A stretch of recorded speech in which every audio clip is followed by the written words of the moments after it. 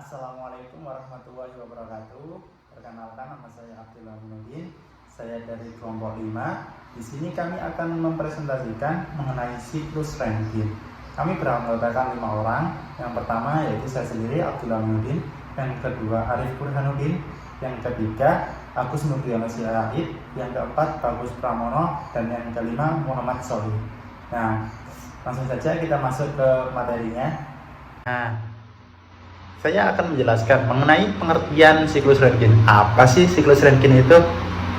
Nah, teman-teman, kita semua tahu bahwa pembangkit tenaga uap yang merupakan suatu sistem pembangkit tenaga yang fluidanya diuapkan dan dikondensasikan secara berulang-ulang dalam sebuah siklus tertutup, ya kan? Nah, siklus Rankine yang akan kita bahas kali ini merupakan salah satu siklus tertutup yang banyak digunakan pada sistem pembangkit tenaga uap bergerak. Nah, siapa pencipta siklus Rankine ini? Penciptanya adalah William John McGowan Rankine pada abad ke-19 dan sejak saat itu banyak diaplikasikan pada mesin-mesin uap saat ini ya. Siklus Rankine digunakan pada pembangkit listrik dan memproduksi sampai 90% listrik di dunia loh. Dengan siklus Rankine kita dapat menganalisa dan meningkatkan efisiensi suatu sistem pembangkit tenaga uap secara termodinamika. Nah, seperti yang kita tahu sebelumnya, sistem pembangkit tenaga uap terdiri dari beberapa perangkat, di antaranya yaitu turbin, boiler, kondensor, dan pompa. Nah, pada setiap perangkat tadi itu teman-teman, terjadi rugi-rugi aliran yang seringkali terjadi akibat dari gesekan fluida, kerugian panas, dan kebocoran uap. Nah, hal-hal itulah yang akan kita dalami dalam diskusi kali ini bersama kelompok 5. Nah, terus apa dong efek yang muncul karena kerugian-kerugian tadi? Nah, teman-teman, gesekan fluida mengakibatkan tekanan pada perangkat aliran seperti boiler, kondensor, dan pipa-pipa itu menurun. Nah, untuk lebih jelasnya akan dijelaskan oleh rekan-rekan saya selanjutnya.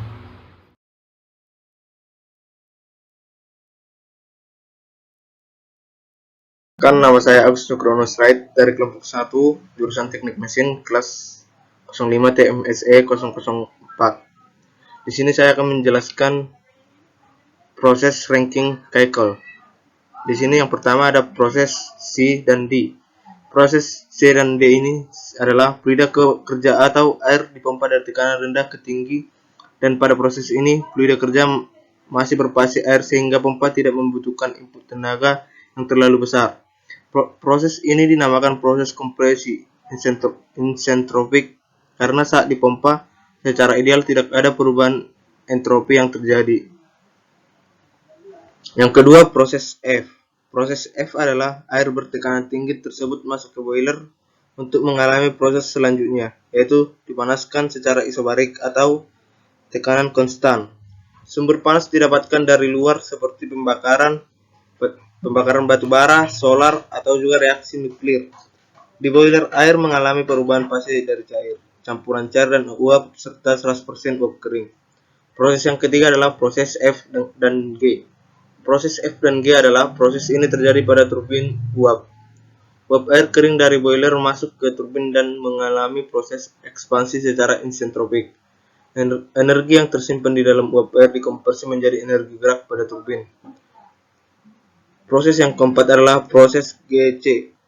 Proses GC adalah uap air yang keluar dari turbin uap masuk ke kondensor dan mengalami kondensasi secara isobarik.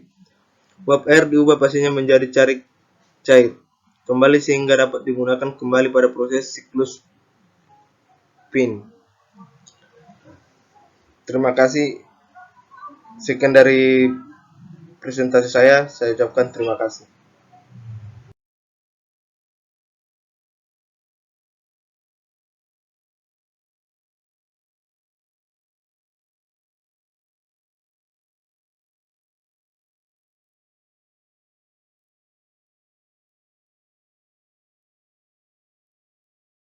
Komponen utama terbagi menjadi 4: turbin, kondensor, pompa, dan boiler.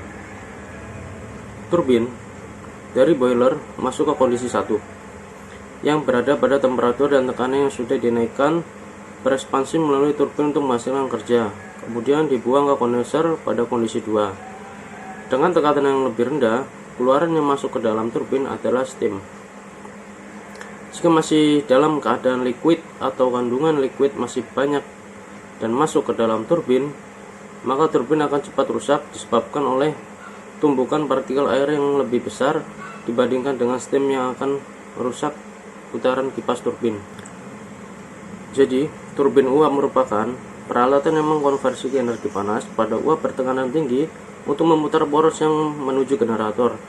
Dengan adanya energi kinetis, uap dapat digunakan langsung untuk memutar turbin. Maka dapat dikatakan juga di sini bahwa kemajuan teknologi turbin banyak dipengaruhi oleh kondisi uap yang dihasilkan. Tujuan yang ingin dicapai oleh teknologi turbin adalah memanfaatkan sebesar-besarnya energi fluida kerja yang tersedia dan mengubahnya menjadi energi mekanis yang efisiensi maksimum. Selanjutnya adalah kondenser. Kondenser, dalam kondenser terjadi perpindahan kalor dari uap ke air. Pendingin yang mengalir dalam aliran yang terpisah, uap kondensasi, dan temperatur air dingin yang meningkat.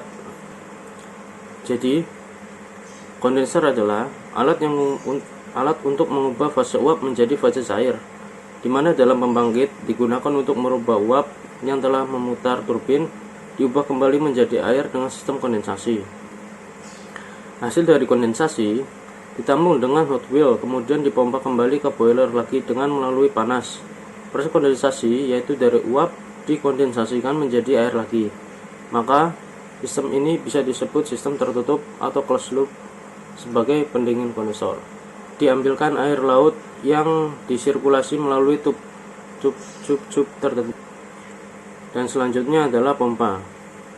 Kondensat cair yang meninggalkan kondenser pada saat kondisi 3 berupa liquid dipompa masuk ke dalam boiler yang bertekanan tinggi. Jadi, pompa merupakan peralatan untuk mengalirkan fluida dari tekanan rendah ke tekanan tinggi. Pompa pada pembangkit tenaga uap terdiri dari beragam jenis dan fungsinya. Salah satunya adalah boiler feed pump. Boiler feed pump menjadi bagian tak terpisahkan dari sebuah pembangkit tenaga uap, di mana pompa ini memiliki fungsi untuk mensuplai air dalam proses pembakaran di dalam boiler. Air yang dimaksud merupakan penyubliman uap keluaran dari kondenser. Fluida dalam kondisi uap membutuhkan energi yang lebih besar untuk dialirkan dibandingkan dengan kondisi cair. Dan yang terakhir adalah boiler. Boiler, fluida kerjanya menyelesaikan siklus ketika cairan yang meninggalkan pompa pada kondisi 4 yang disebut air pengisian, dipanaskan sampai jenuh dan diuapkan dalam boiler. Jadi itu adalah bagian komponen utama. Untuk selanjutnya akan dilanjutkan oleh teman saya.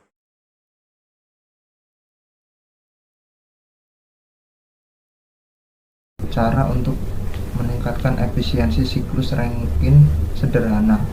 Di sini untuk meningkatkan efisiensi ada 3 cara. Yang pertama, lower condenser pressure, lebih sedikit energi yang hilang ke lingkungan. Kelembapan meningkat pada exit turbin.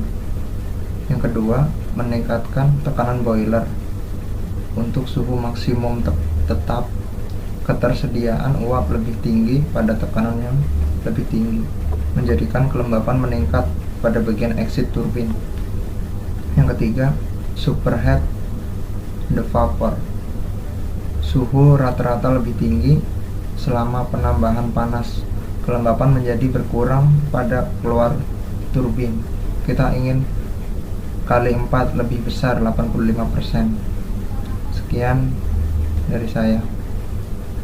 Terima kasih. Assalamualaikum warahmatullahi wabarakatuh. Assalamualaikum warahmatullahi wabarakatuh. Perkenalkan, nama saya Bagus Pramono dari kelas 05 TMSC 004.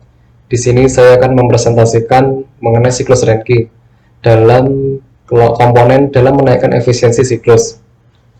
Yang pertama yaitu superheater. Sesuai dengan namanya, superheater mempunyai fungsi untuk menaikkan temperatur uap yang telah terbentuk di dalam water wall boiler, sehingga didapatkan uap yang mempunyai temperatur tinggi agar didapatkan kerja turbin yang besar ketika diekspansikan. Yang kedua, reheater panas dari pembakaran bahan bakar. Di dalam bahan bakar sangat besar dan bisa dimanfaatkan untuk berbagai keperluan. Salah satunya dengan reheater yang bertujuan untuk menaikkan kembali temperatur uap yang tekanannya telah turun setelah diekspansikan di turbin pertama. Yang ketiga, closed feed water system. Semakin tinggi temperatur fluida kerja yang masuk boiler untuk menerima panas, maka semakin sedikit panas yang harus diberikan boiler kepada fluida kerja untuk merubah fase. Sehingga tugas closed feed water system adalah memindahkan panas dari steam yang diambil dari turbin untuk dipindahkan ke fluida kerja melalui kontak tidak langsung. Dengan adanya perpindahan panas ke feed water, maka akan terjadi penurunan temperatur uap dan kenaikan temperatur feed water yang masuk dan keluar dari feed water heater. Perbedaan temperatur ini dinyatakan dalam dua jenis, yaitu 31 TTD atau Terminal Temperature Difference, sama dengan temperatur extraction system ke temperatur keluar feed water, dan DCA atau Drain Cool Approach, yaitu temperatur drain dari sel feed water ke temperatur feed water masuk.